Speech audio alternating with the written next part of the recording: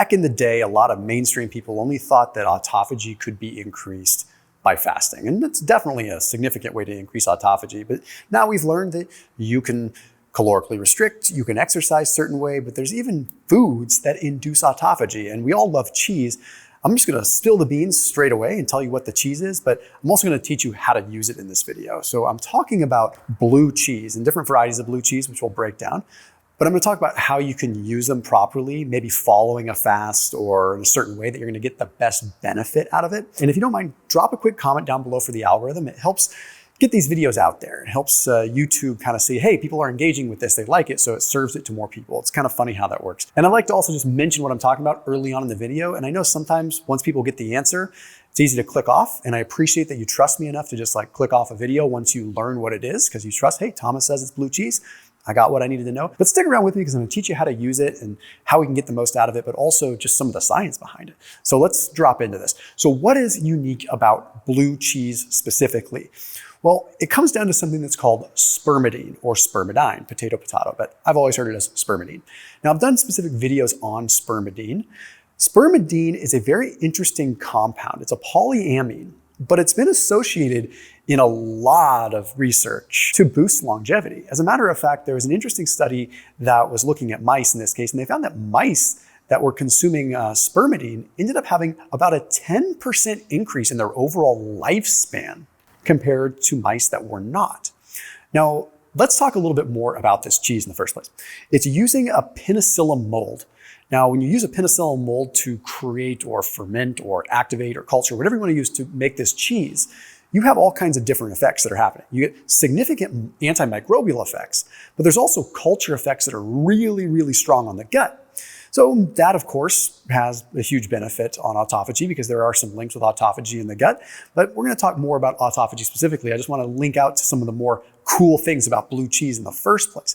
I also popped a link down below for Seed if you're interested in gut health. That's the probiotic that I recommend. Most people ask me what I simply recommend, and that's what I use. I've been using it about 4 or 5 years now, and it is interesting because they have just a cool technology where the capsules break down in different stages of your stomach and then your digestive tract, making it so that you're getting the potential proper colonization. So that link down below gets you 25% off Seed. I do recommend it. If you're making any dietary change at all, it's nice to support your microbiome with the right sort of bacteria in the first place. So they are vetted. They have lots of clinical trials behind them. They're legit. So that link's down below in the top line of the description. So let's talk about how you can use blue cheese to your advantage. Okay, I want to talk about sort of just an autophagy-inducing lifestyle.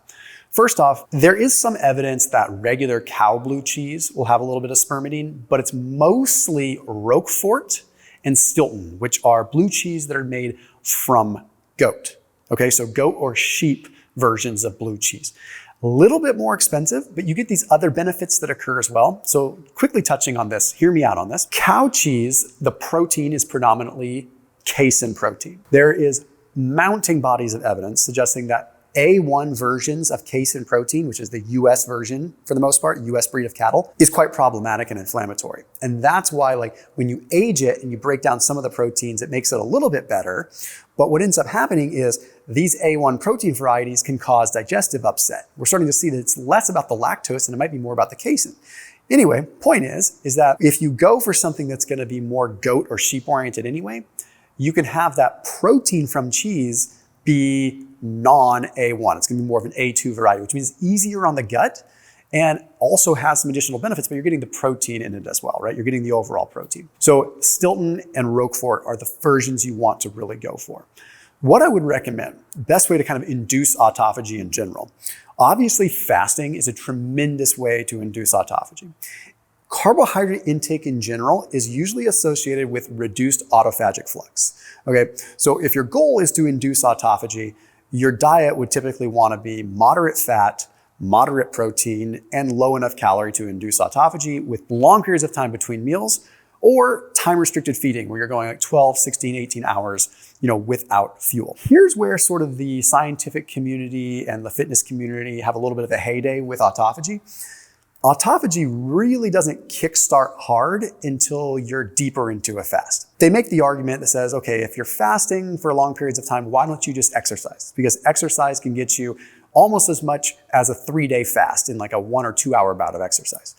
The thing is that you can stack autophagy. And when you look at like spermidine, for example, the studies are pretty interesting. So it increases ATG, it increases these autophagy signaling. And they've noticed that with spermidine, it increases the autophagosome, which is the actual part that goes and engulfs the decrepit components of cells. So it helps the recycling, right? And it's something that prolongs a little bit. It's not like just right after you consume it. So it's actually a tremendous cheese to eat before starting a longer fast. Like if you were to go into a fasted state, it might not be a bad idea to eat a little bit of Roquefort or Stilton cheese along with your meal. It's certainly not going to hurt anything. And it's not saying that it's going to do some magical thing, but the evidence is pretty strong with spermidine and autophagy. So why wouldn't you want to kickstart it a little bit, right? Because autophagy doesn't start until you're later into a fast. So the couple things that you can do is when you're early on in a fast or just any period of time without food, exercise in that fasted state. You got autophagy from the exercise, which is definitely strong. You've got autophagy from the fast / caloric restriction, and you've got autophagy kicking in from maybe the Roquefort cheese.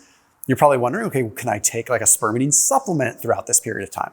And the answer is yes, you could, but spermidine has strong antioxidant effects as well. What that means is that during a fast, it could negate some of the actual benefits of a fast, right?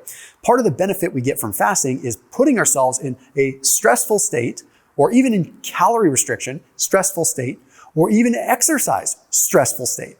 That's part of what induces autophagy. It's not just the magic of not having fuel, okay? The stress tells the body, hey, we need to start collecting all these unused components and consolidate them for fuel so the body can have them during this deprived / stressed state. So I am usually hesitant to have any kind of like antioxidant or anything coming in during a fasted state. It's not optimal. It just doesn't make sense. But when I find out that something like blue cheese or Stilton or Roquefort can get me potential autophagy benefits, I do get excited about it. And again, guys, I know that at the end of the day, like we got to look big picture at this stuff. But I also think that food has properties that are deeper than what we give it credit for. We have become so just blocked out to the power of what food can do because we're so focused on just calories and calories only. We forget that these things have food matrices and they have minerals and they have vitamins and they have compounds that do cool things. And it's okay to get excited about making healthier choices. So as always, I'll see you tomorrow.